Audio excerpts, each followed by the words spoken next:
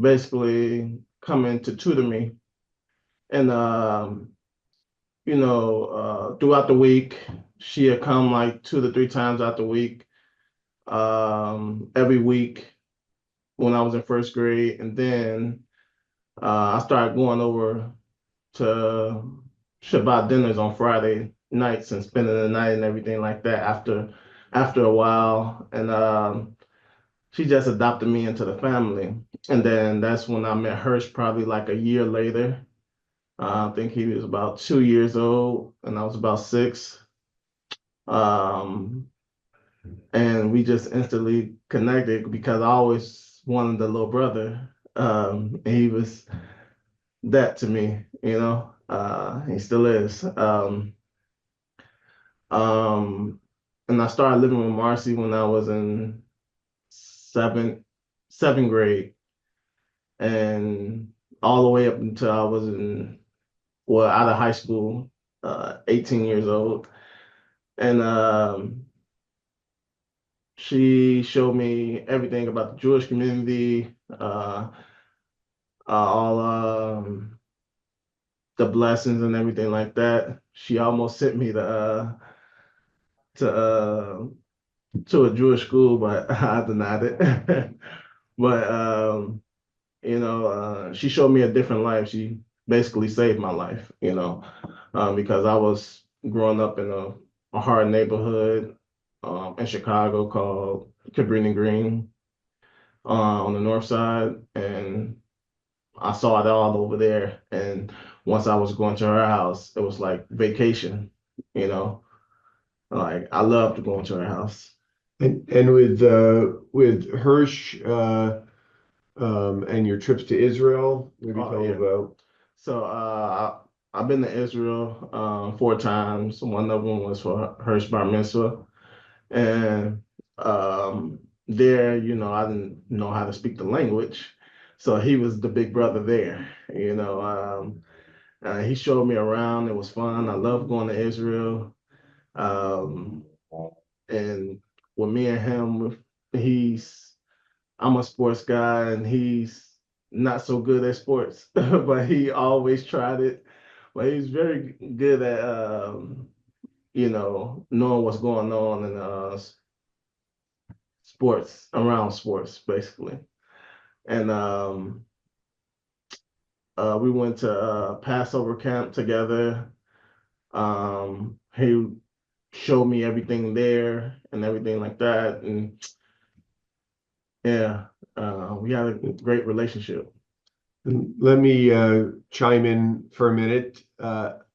So Marcy, Hirsch's grandmother, is a special lady. She had introduced me to Jeremiah when Jeremiah was 7 or 8 years old, and he's become my unadopted son. Uh, he's become part of the family. I'm godparents to his daughter, and Jeremiah is actually getting married, and my son is in the wedding party in a couple of weeks. But in any case, Jeremiah, when when I told him about what happened to Hirsch, the first day that I had heard about it, right after October 7th, Jeremiah was obviously shaken and always wanted to know what he could do. And initially, my focus was, and I had worked with JNF on two major renovations of Kibbutz Keren Shalom from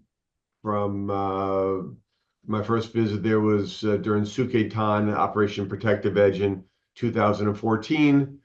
And once they had it's a secular kibbutz, but they invited a group of Orthodox members into the kibbutz. I really fell in love with the energy and with the hope of this community right on the border of Gaza. But figuring us Jews, we need to get along and to have the only kibbutz in the Otef Gaza region that is mixed secular and religious was really appealing to me. And so, once 10/7 happened, I was actually on the phone with them as it was unfolding there. and I mobilized my friends, and we raised a lot of money for them and for Kibbutz Cholit, and I'm on the phone with them on a weekly basis, planning the rebuild and looking forward to a build back better kibbutz once this war is over.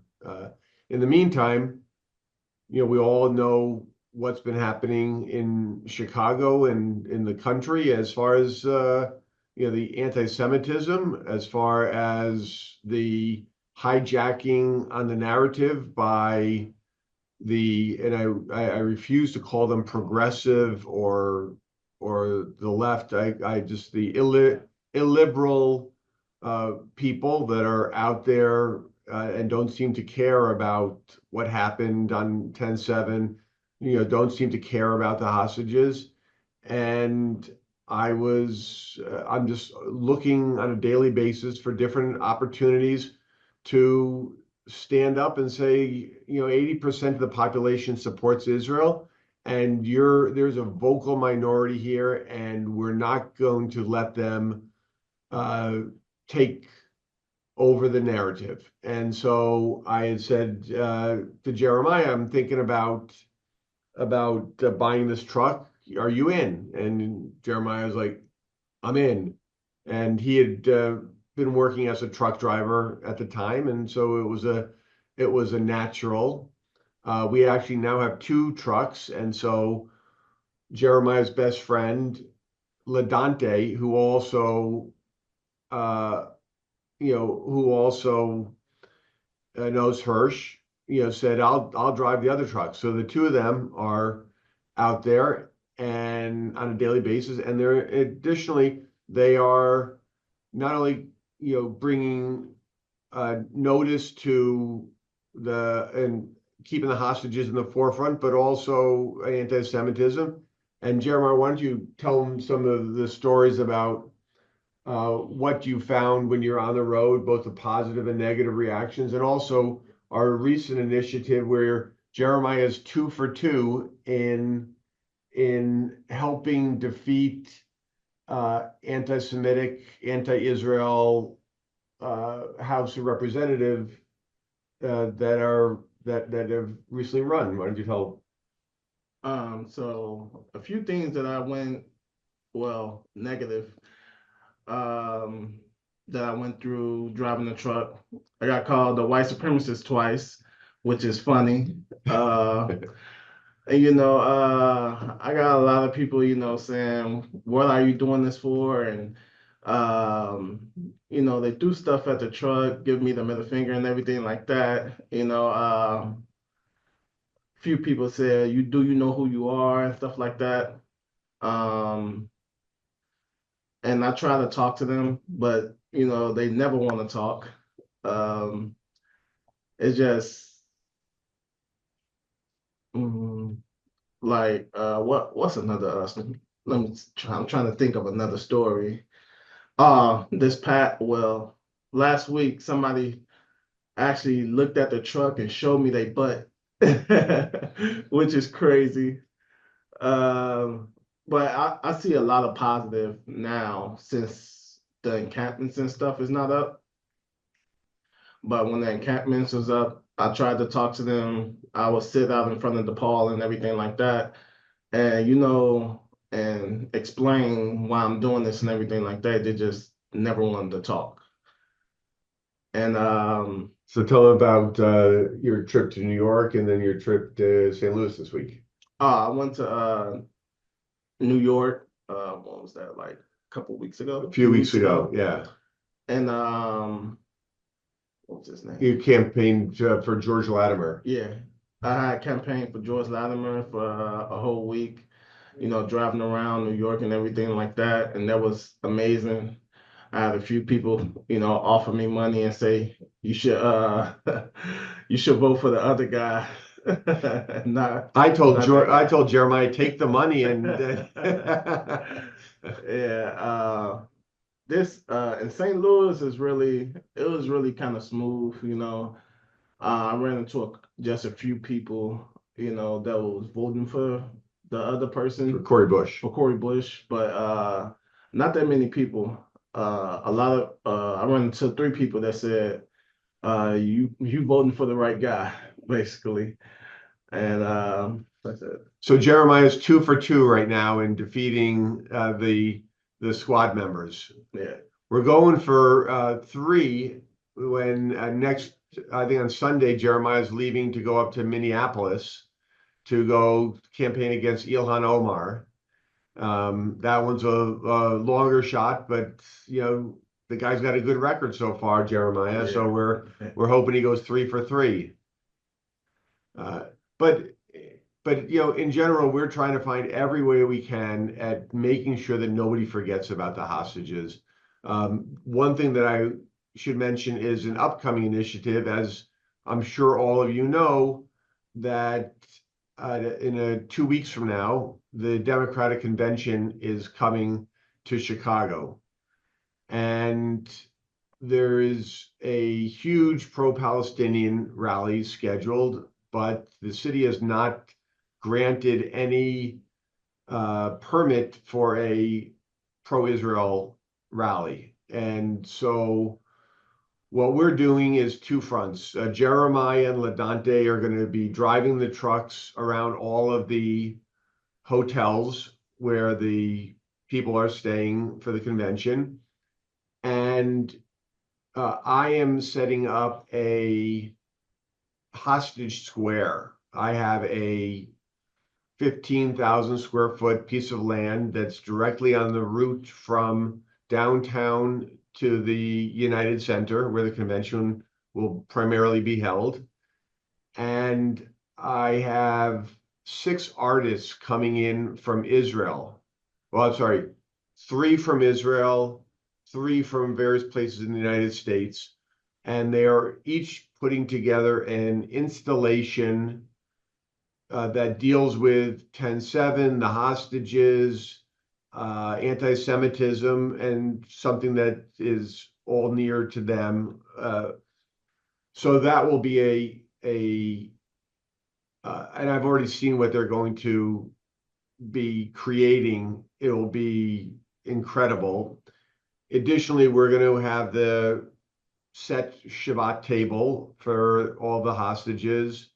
We have 10-foot tall milk cartons with the faces of all the hostages that are being created right now, and they will be brought to the site.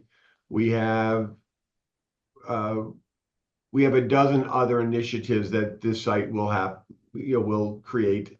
It's on private property. The city does not want us to do anything, and that's their opinion, and we think that the narrative should be different. Ours is going to be very much about peace, about the release of the hostages, about pride in Israel and our brothers and sisters there, proud to be American. I mean, all of these things, which is the antithesis of what these demonstrations on the other side are espousing. And so we're going to be loud and proud. We have been very careful, and we've had to change our plans a little bit because obviously the security risks are huge. But we will, we have plenty of security. The police are aware of it. The city has not been able to shut us down, and we're going to present our narrative. So, Jeff, first, and Jeremiah, thank you for joining us today. But do you have a picture of the truck that you could you have handy that you could hold up? Yeah, of course. Yeah. Matter of fact, we have if anybody's on Instagram, it is the Instagram, what's it called? Bring them home truck. Bring Them Home truck. Oh, great. I see Robin just put it on, so you can see pictures. Jeremiah's had pictures taken with all sorts of people along the road. Also, the messaging that we've used in both of the campaigns. We go online, and we don't work with any campaign. because there's all sorts of restrictions that come with that. So we're all on our own, and we create our own imaging and messaging that we think are that for the campaigns. It is not a pro-Israel message. It is a message that will resonate with the voters as to why Cori Bush and Jamal Bowman were not people that they wanted representing them. So, Jeremiah, Mazel Tov on your marriage. Thank you. That's exciting. Thank you. I appreciate it. And your story, it could be a movie. I think it could really be a movie, and maybe Denzel Washington will play you one day. So in his dreams. yeah, we'll look for that. But since you said you're a sports fan, we think JNF thinks that you're the Super Bowl champion of anti-Semitism. So Jeremiah and Jeff, thanks so much for what you do. I hope we can get you back again to give us updates periodically, and maybe we'll see you at our JNF conference in Dallas. But we really appreciate you being with us today. Well, happy to be here, and thank you for all you're doing.